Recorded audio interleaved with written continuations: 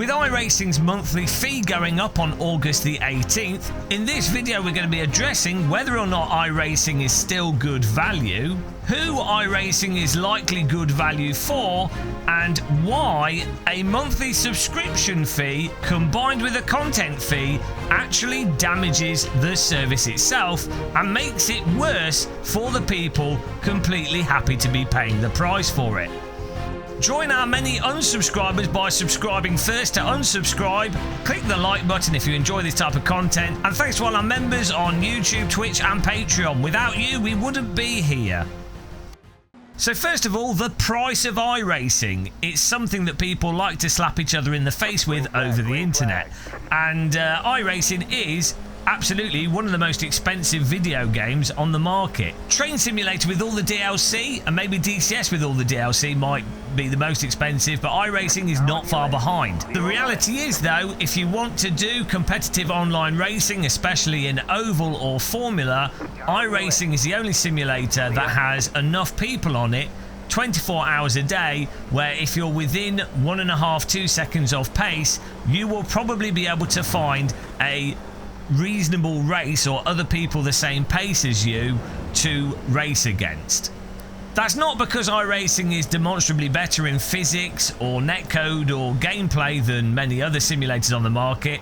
It's because iRacing has been around for a very long time, and it was the first simulator that set up this jump in ranked multiplayer for realistic racing games, and also the first racing simulator to offer a proper E-peen mechanic in the form of I-rating, where if you beat people you gain I-rating, if you get beaten by people you lose I-rating, but that becomes a very addictive World of Warcraft build your character number up mechanic that gets people going into doing more and more races, giving the illusion of iRacing and your results having more meaning than other simulators, when in reality it doesn't at all, but it's a good, powerful illusion that tricks a lot of people, and not one I would ever fall for and spend a month doing a 5,000 iRating challenge. Watch the video. Watch the video. I'll link to it in the description. Needless to say, the fact that iRacing is active with at least 1 or 2 Formula cars, GT cars and the oval racing at all times of day with people within a few seconds of pace means that you can get a race. And the only other competition to that really is GT3 cars and hypercars with Le Mans Ultimate. Other than that, there's nothing else where you can really jump in and do the whole get your rating, your EP higher thing at any time of the day. So for those people that are looking for that, obviously iRacing is the only option, so tough. You've got to pay the price if that's what you're looking for. It does have the bonus as well of being able to be screamed at by kids and angry people from all around the world. Other simulators for some reason lack that crucial feature. I actually think it's the killer feature of iRacing, but for some reason other developers don't seem to care about it. Whether or not those things will justify the new price of $110 every 12 months is going to be down to you, and you know, nobody can tell someone else what is absolute good value to an individual.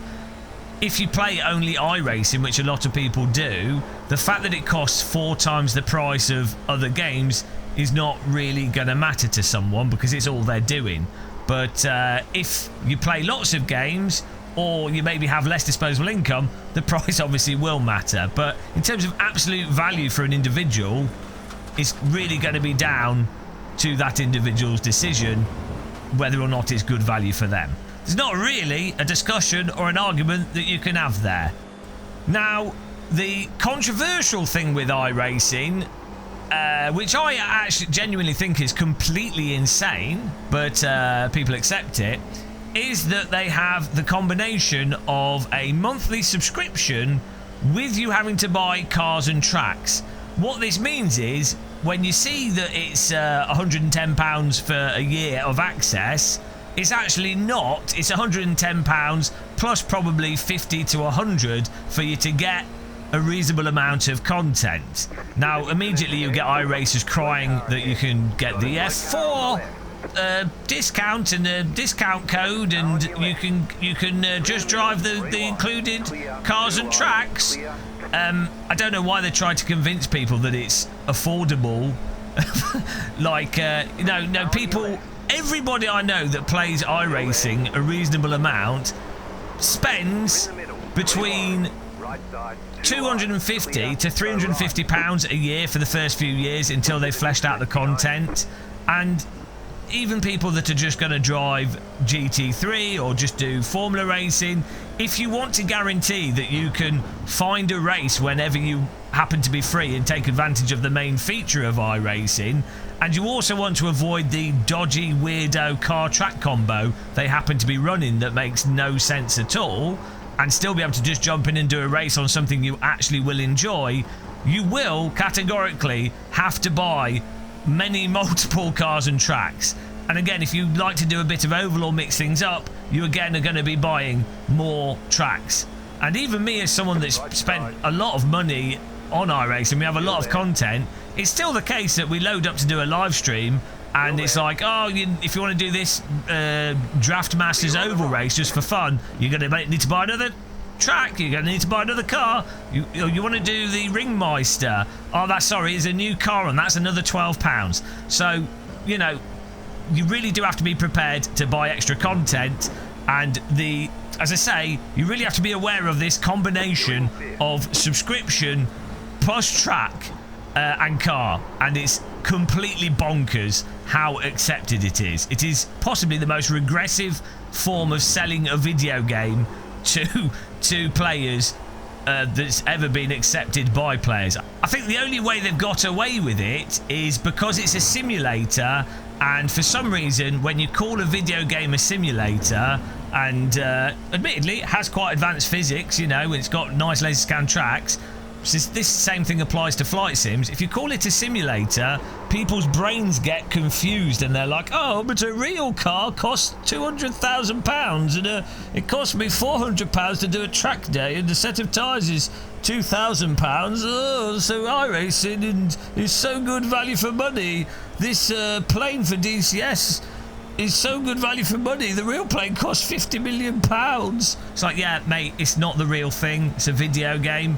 But anyway, that seems to work to fool the sim racing and simulator fan into spending more money, and that allows a video game developer to get away with absolutely absurd business practices. But that rant aside, the fact is you have to pay for a subscription plus a content fee.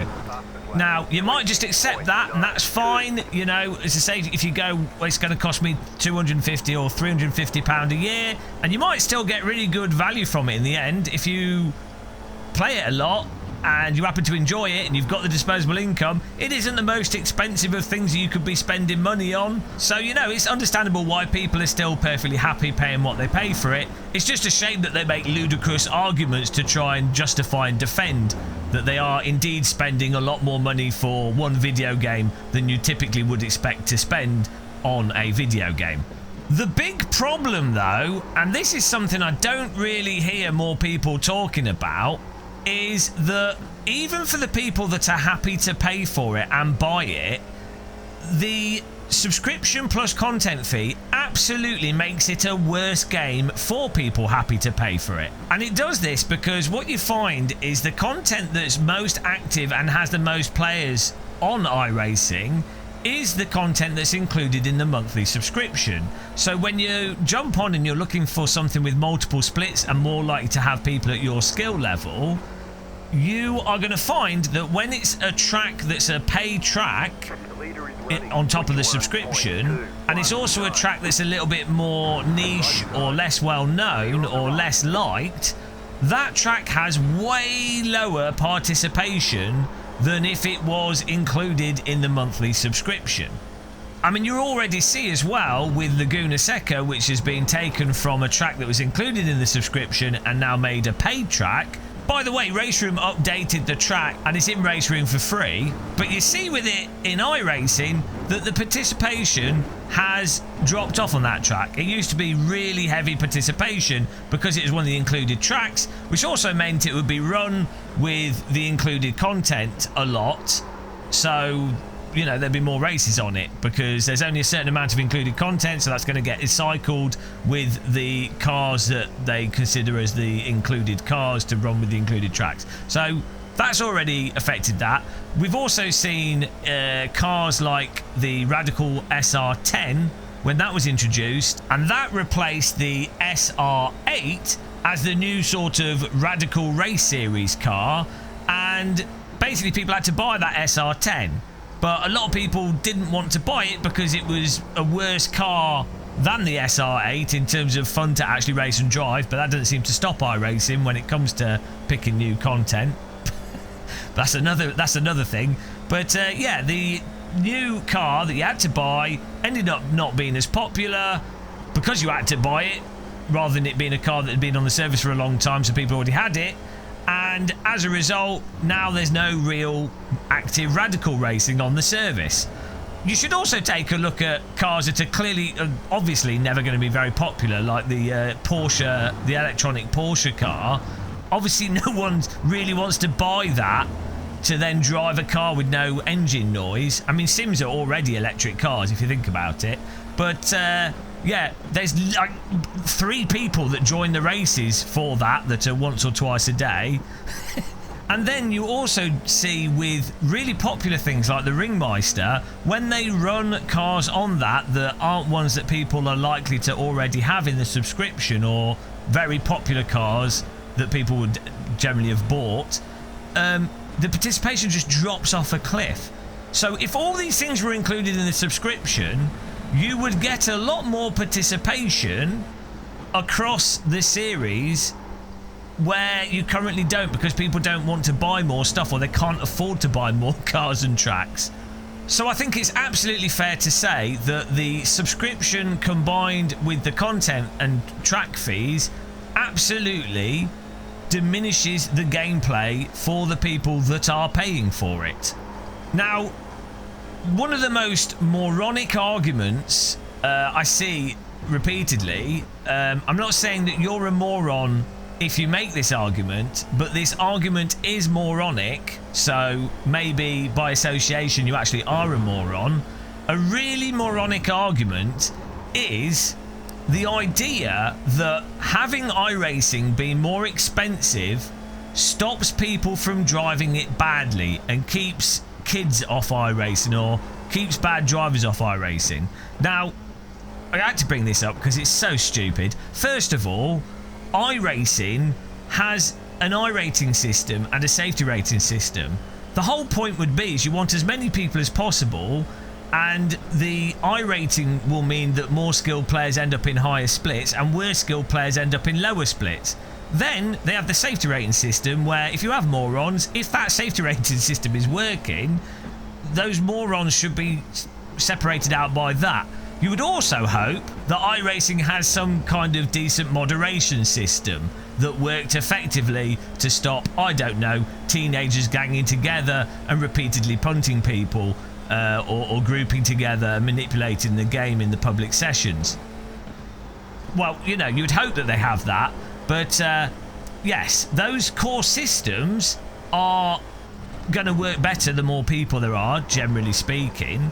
But separate to that, I'm not quite sure where people get this idea of a correlation between how much money you have and how much of a better driver you are. Have these guys not ever watched GT3 racing? Have they not watched LMP3 or even club racing? I mean, it costs upwards of £250,000 to do GT3 racing in real life. So if £250,000 isn't enough to separate people out through cost, then I don't think iRacing's fees will do so either way. Anyway, so what is going on with that? It's really interesting to me, the weirdo justifications people make for iRacing's pricing and sales structure. I mean, you guys will know them, and it's actually the fact that there's so many off-the-shelf defend the price of iRacing arguments in and of itself is a pretty good indication as to how regressively priced iRacing is compared to other video games. So, all in all, I don't think the price increase makes that much difference. It was already pretty ludicrously priced, but they could have charged even more, and the people happy to pay it would be happy to pay even more. It will exclude more players from it because of the cost of it, but the monthly subscription fee is not really the biggest cost of iRacing. It's the subscription plus the content which you lose access to if you don't continue your subscription. Again, just want to say, how on earth is this acceptable in 2026? Oh yes, it's a simulator, and you have to turn your brain off when you play a simulator.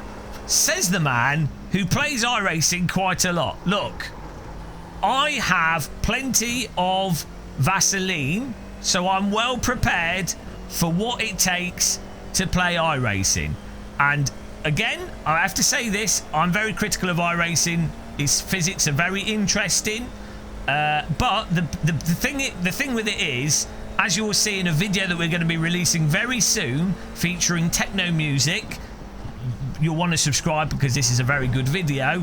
But as you will see, the voice chat feature of iRacing is the absolute killer feature, and absolutely transforms this game and makes it well worth it. I actually think of iRacing as like a expensive 2000s mobile phone contract, like an international phone contract. That's how I use it. You can use it however you want to. But interested to know what you guys think of the price increase, and what the excuses are that people make in the chat or in the comment section. This is not a live stream, Gamer Muscle, you idiot. But yes, that's our rundown of this. Nothing will change, nothing will get better. Praise be the DD girl. Happy tea drinking. Thanks for watching. Take care. And goodbye. Look at that netcode. Beautiful. Beautiful clean driving. They should have charged twice the price.